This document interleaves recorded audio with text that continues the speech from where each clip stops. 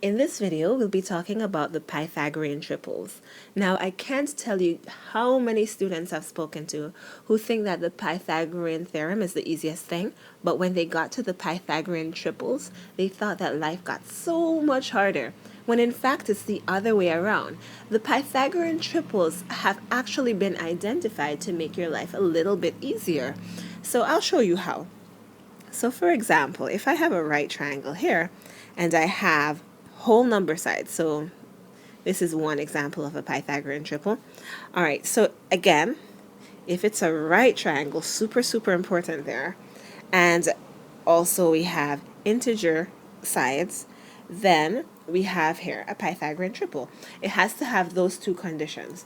Now you don't have to come up with the Pythagorean triplets. They're already predetermined for you, as long as if you do the Pythagorean theorem, so 3 squared plus 4 squared, notice that is in fact equal to 5 squared. So since that's true, it is a right triangle, and therefore, since the whole numbers are there, it is a Pythagorean triple. Now, you just have to be able to remember what the triples are and be able to identify them when they show up. So we'll talk about what the most common triples are in just a moment. Okay, so let's take a look at what these most common Pythagorean triples are. We just spoke about one, and I'm going to write it down here. The 3, 4, 5 is very common. That means we have two legs that are 3 and 4, and our hypotenuse, I'll underline the hypotenuse in red, that is 5. All right, but there is more, so let's look at the others. All right, and I'm making a table for a reason, and I'll make that reason clear in a minute. All right, the other, I would say, second most common Pythagorean triplet is the 5, 12, 13. And of course, the longest side is the hypotenuse. And so I'll underline that just so you remember that that's the hypotenuse of the 5, 12, 13. All right. Again, these are predetermined, and you're just going to have to remember that they exist. Very helpful tool on the SAT to remember, especially these two Pythagorean triples. Now, the other two that come up often, and more so on the ACT than the SAT, are the 8, 15, 17, and of course our hypotenuse is 17, and the 7, 24, 25. 7, 24, 25. And of course, if you wanted to check to make sure these are in fact right triangles, you could do the Pythagorean theorem. You could make sure you check with the converse of the Pythag.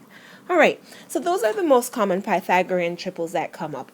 But there's a thing too where you have to also look at the multiples. The multiples of Pythagorean triples are also Pythagorean triples. So for example, if I took the 3, 4, 5 right here, and I multiplied it by 2, I would get 6, I would get 8, and I would get 10. And that is a Pythagorean triple. We could multiply it by anything, and that would also be a Pythagorean triple. So for example, 30 I'm multiplying by 10, 40, and 50. Also a Pythagorean triple.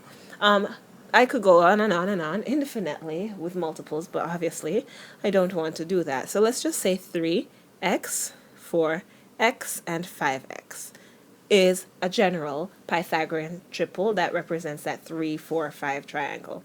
All right, and the same is true for the others. So 10, 24, 26 multiplying by 2, or by multiplying by 10, we have 50, 120, 130, that's a humongous triangle.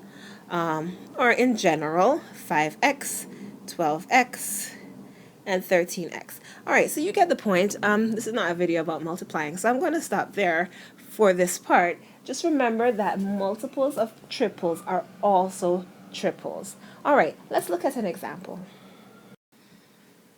Okay, so yes, I know you could always use Pythagorean theorem to do this question. However, there is a quicker, simpler way if you have the Pythagorean triples memorized.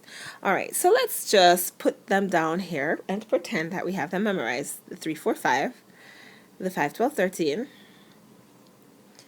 the 8, 15, 17, and the 7, 24, 25. 7, 24, 25. All right. So here's a temptation. If you have them half memorized, you know, that foggy little place between yes, I got it and no, I don't. Well, you might see that there's a 12 here and there's a 5 here, and you'd be like, oh, this is a 5, 12, 13 maybe, or something, and put 13 here. That is not a good idea. Do not fall into that trap. You have to know these things down pat so you don't look at something like this and think that's 13. All right. However, we don't see a 12 and a 15 here anywhere, but that's just because this is not in its simplest form. Remember, we spoke about the fact that any multiple of a triple is also a triple. So this looks like it could potentially be the multiple of a triple.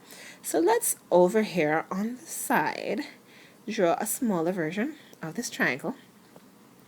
And then we can divide through both these things by the common factor. And what's the common factor here?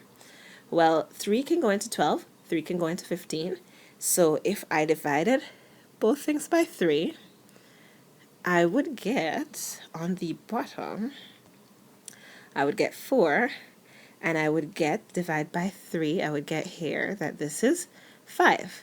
All right, so now we're cooking. We have, oh, I should have put that here. There we go.